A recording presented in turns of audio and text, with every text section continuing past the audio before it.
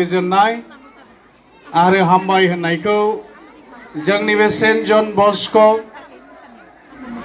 स्कुलनि pre Christmas celebration आरो sports day आरो एनुअल डे सेलिब्रेशननि नाव नोंथांमोननो आंनि गोजोननाय आरो हामबाय होननायखौ जासिहरो।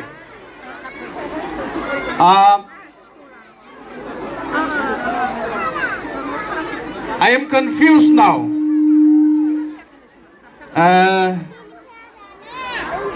Our respected director sir of St. John Bosco School, and our respected principal and all the staff, teaching staff and non-teaching staff, and all the students and the guardian and the parents. बयनिसिमबो आंनि हामबायनायखौ आरोबाव खनसे दोनबावबाय। जोंनि दिनैनि दिनाव আজিৰ আমি এই শুভ দিনটো এটা বিশেষ সেলিব্রেশনৰ কাৰণে আনন্দ কৰিবৰ কাৰণে আমাক ঈশ্বৰে দিছে। Everything is given by God. Our life, time and situation, everything is given by God the Almighty. गासैबो जोंनि जिबनाव इसोरासो जोंनो होयो। आंबो नोंथांमोननिखौ सिगाङाव गसंनानै बेबायदि बाथ्रा बुंनो मोनदों। आंखौ नोंथांमोना नुखायो, आंनि देहाया बिदिनोसै, बारा थिग नङा, सानाय सुनायजों एसे प्रब्लेम जायो आंहा। नाथाय अब्लाबो आङो जोबोद रंजायो गोसोआव आरो इसोरखौ हामबाय होननानै आङो बाख्नायो। आङो जोंनि नैबे स्क्रिप्चारनिफ्राय, जोंनि बाइबेलनिफ्राय मोनसे आङो फरायग्रोनानै दिनैनि जिथु स्पिच आं बेखौ आं जागायजेननो आङो लुबैदों। बे जाहैबाय जोंनि बाइबेलाव दङ बियो Psalms 118 verse 24. Psalms 118 verse 24. बेयाव बेबादि लिरदों, This is the day of the Lord's victory. Let us be happy. Let us celebrate. आङो बर'नि फरायनानै होनि Psalms 118 verse 24. बर'निबो आं फरायनि। बेनो फोरबोजों थिक खालामजानाय दिन, अब्ला जोङो बेयाव रंजानानै खुसि जानि। This day was planned in our calendar, school calendar. But the Bible says, the Word of God says, it is the God Almighty who gives us this kind of precious days. This kind of precious day is not by human effort. It's not by human who can give it to human being. No. God designs and He gives us the days like these in our life. बेबादि दिनखौ जोंनो इसोरासो होयो। गोबां जों नुयोना unwanted incidents नैबे हाइवेआवनो जाब्रबबाय बायो। नङा होमबा? नैबे हाइवेआवनो गोबां जों नुबाय, गोबां मानसि जिउ गोमाबाय नैबे हाइवेआवनो। बेसराफोर, बिसोरनि थाखाय जों बुङो खाफालानो गाज्रि। No! Unless God gives us good days and good health and good life, no one can achieve it.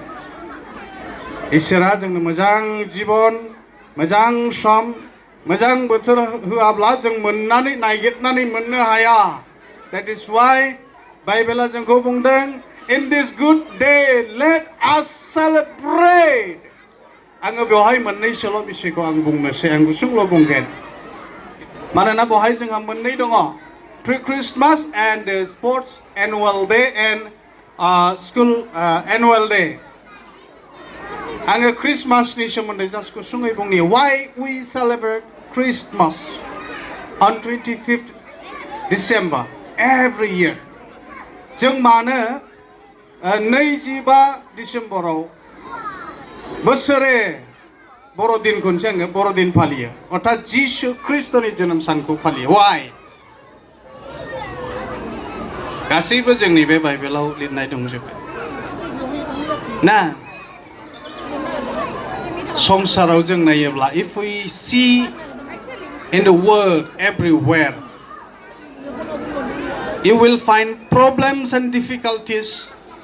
So many things is not favorable to us.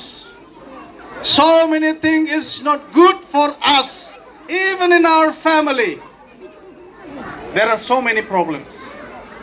जोंनि न'खरफ्रावबो गासै संसाराव नायदो दावहाल' इजराइल फिलिस्टिन आरो इरान इजराइल रासिया इउक्रेन आरो गुबुन गुबुन रोखोमनि दावहा खस्थ' सैनांनाय आरो गोजोननाय गैयै अशान्तिखौ जोङो मोननो हायो इभेन जोंनि इन्डियायाव दा दिल्लीयावहाय किसान आन्दलन जागासिनो दं किसानफ्रा गोजोननाय गैया सोरबाया एसटि आन्दलन खालामदों गोजोननाय गैया सोरबाया एसटि होनो नागिरनायनि बादा होनायनि आन्दलन खालामदों गोजोननाय गैया सोरबाया न'खराव नांलायदों बिहि बिसायजों गोजोननाय गैया न'खराव सोरबाया गथ'फोरखौ लानानै सिन्था खाफाल हमनो गोनां जादों ड्राग एडिक्ट जाबाय सोरनिबा बिसाफ्रा नङा होमबा शान्ति गैया अशान्ति संसारा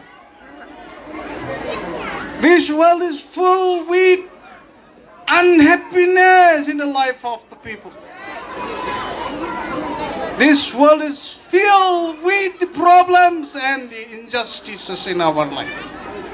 सोरबाया injustice माने मोंबो दाय खालामाखैब्लाबो जेल जानानै दं दाय मावनायफ्राथ' जानानै दंखायो सोरबाया दाय मावाखै बेबो जेल जानांनानै दङ गोजोननाय गैया संसाराव नाथाय जिसुआ बेखायनो मानो he came on this earth to give us peace because he is the king of Prince of Peace. He is the King of Peace. That is why Jesus came to this earth and he was born 2,000 years back like child. As our mother give birth to our children.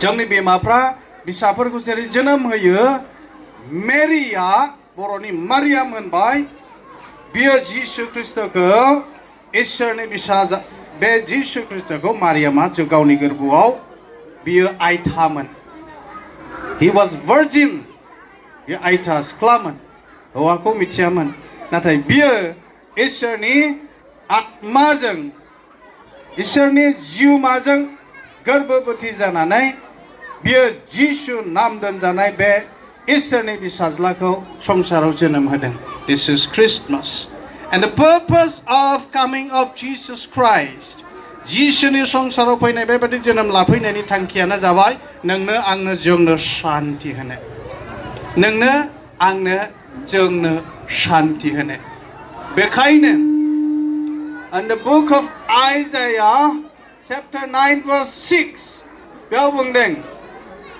मानोना जोंनो लागै सासे हौवासा गथ' जोनोम जाबाय सासे बिसा हौवाखौ जोंनो होनाय जाबाय आरो हादांगोरानि बिबाना बिनि फाफ्लियाव थागोन बिनि बिबाना बिनि फाफ्लियाव थागोन बिनि नामा आश्चर्य मन्त्रि बोलोग्रा इसोर अनजिमा गैयै बिफा शान्तिनि राजा जागोन इंलिसावबो बे एखेखौनो होननाय He will be the Prince of Peace, the King of Peace. In Jesus we have peace. How much ever I suffer in my body, but in my heart I have peace. थाबायनोनो हाया आं समाव नोंथांमोना बाहाय नुयो सम दाबो थाबायनायाव नुदों बाट आंनि गोसोआव बे गोजोननाया दङ जिसुनि गोजोननाया दङ आरो बे गोजोननायखौ होनो न'खराव अशान्तिनिफ्राय शान्तिखौ खालामनो फिसाफोरजों अशान्तिनिफ्राय शान्तिखौ खालामनो देशआव हादराव शान्तिखौ होनो बे जिसुआ फैदों नैबेनो Christmas and that is why we celebrate every year this Christmas season दाख्लि 1 तारिखनिफ्रायनो गोबां सेलेब्रेट खालामबाय सोरबा प्रि क्रिसमास सोरबाया केरल सोरबा बेबायदिनो बायदि रोखोमनि प्रग्राम खालामनानै they celebrate the peace of God which transcends to us. Celebrate खालामदों जिसुनि जोनोमखौ. दा नै बेनि थाखायनो जोङो जिसुनि जोनोम सानखौ फालियो. आरो दानिया आं बुंगोन स्कुलनि बेयो जाहैबाय एनुवेल डे. आङो नैबे स्कुलखौ मोननानै I am very happy to see this school in our place. Earlier we used to study in just government school. जोङो गोदो इंलिश मिडियाम स्कुल फरायनो मोनाखै. आमी स्कुल इंलिश मिडियाम स्कुलाव पढ़िब নোৱাৰিছিলোঁ. स्कूल नाছিলে. स्कूल ही नहीं था. इंग्लिश मीडियम स्कूल कहाँ हम पढ़ेंगे? पढ़ेंगे तो गांव के स्कूल में, नहीं तो वैसे ही हम भी, मैं भी गांव का स्कूल में पढ़ा हूँ. मेरे पापा टीचर थे तो उसी के साथ हम भी गांव में बोडो मीडियम में पढ़ा है. ऐसे बड़ा नहीं पढ़ पाए हम लोग. हम भी अब बाद में हम क्लास 8 के बाद टाउन में रह करके हमने पढ़ाई किया. इसके बाद हमने तुरा में पढ़ाई किया. उसके बाद देहरादून में गया. उसके बाद पुणे में गया. ऐसे ही करके हम भी पढ़ाई किया. बोडो मीडियम में हम भी पढ़ाई किया. अभी मैं सोचता हूँ ऐसे इंग्लिश मीडियम हम उस समय में मिलने से हम कहाँ कहाँ पहुँचना था, है ना? हम कहाँ कहाँ पहुँचना था. लेकिन जो भी हो हम परमेश्वर का हम धन्यवाद देते हैं. ऐसा समय में उस वक्त भी हमको पढ़ाई के लिए मतलब जो कुछ चाहिए था हमको मिला. लेकिन अभी हमको बहुत खुशी है ऐसे इंस्टीट्यूशन हमारे बगल में हमारे गांव में हम इसको मिला है. बेबादि मोनसे इंस्टीट्यूशनखौ जोंनि बे जायगायावनो मोननायनि थाखाय आं जोबोद रंजादों.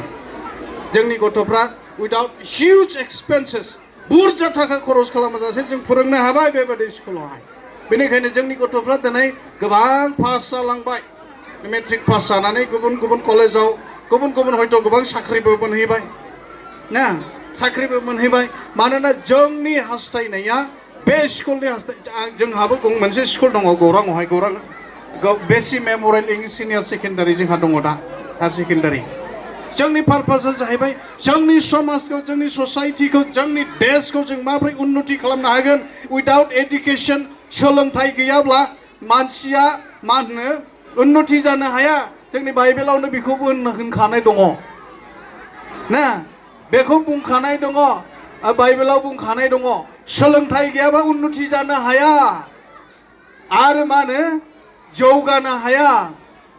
In the book of Proverbs chapter 19 verse 8, do yourself a favor and learn all you can, then remember what you learn and you will prosper. Plain.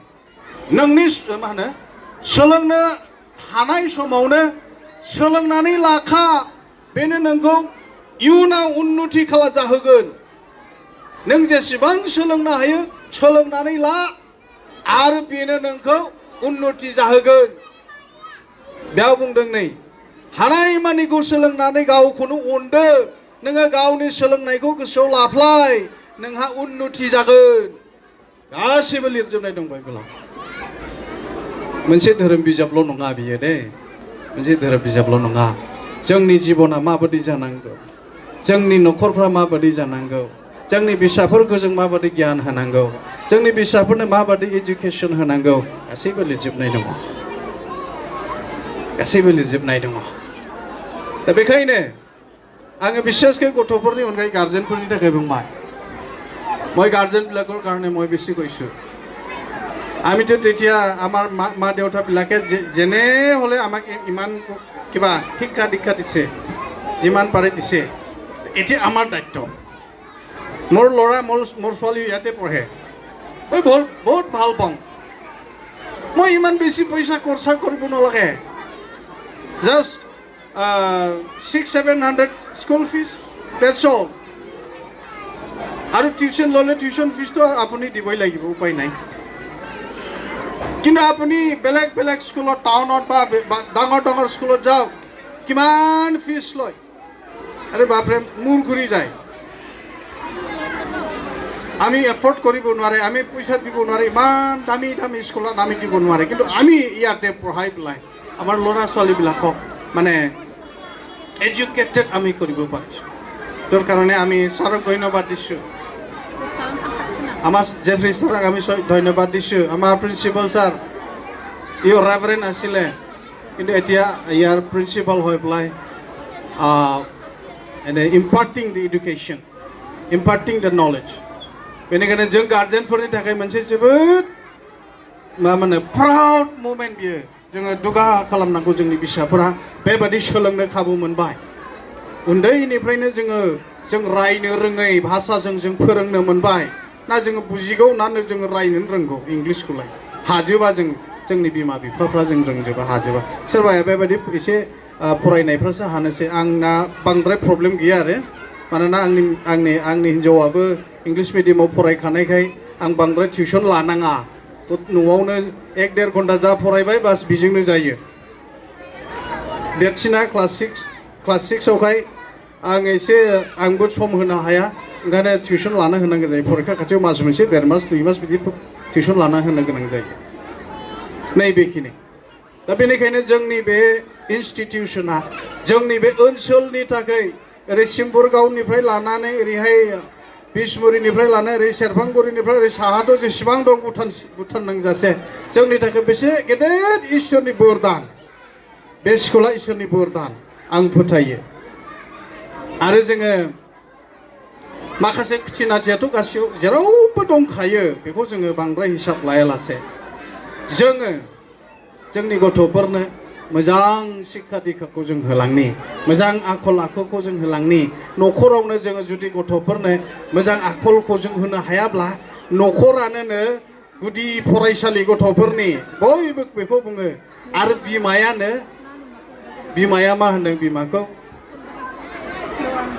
गिबि फोरोंगिरि बिमाया न'खरा प्रथम स्कुल फिसाफोरनि बिमाया गिबि फोरोंगिरि फिसाफोरनि जों बिमा बिफाया जे आखलखौ दिन्थिगोन गथ'फ्राबो बेखौनो सोलोंगोन ना जों बिमा बिफाया जेखौ दिन्थिगोन बेखौनो गथ'फ्रा सोलोंगोन निउटननि ल'खौ जों मिथिगौ every action has a equal and opposite reaction नोङो मोनसे बलखौ गुरै खुबैबा बे नोंनाव बे एखे स्पिडै बे फैफिननानै नोंनाव नांफैगोन जों बेबादिनो नों नांलायग्रा जायोब्ला न'आव गथ'फ्रा नांलायनो सोलोंगोन नों जौ फेदुआ जौ फाग्ला फाग्लि जायोबा गथ'फ्रा बेखौ सोलोंगोन सिगारेट थांखु बिरि बायदिसिना सोबग्रा जाग्रा गाज्रि राव रायग्रा फाग्ला जग्ला नोमानो नोमफानो रायग्रा गथ'फ्रा सोलोंगोन मोजां आखलखौ रोंनाय नङा गथ'फ्रा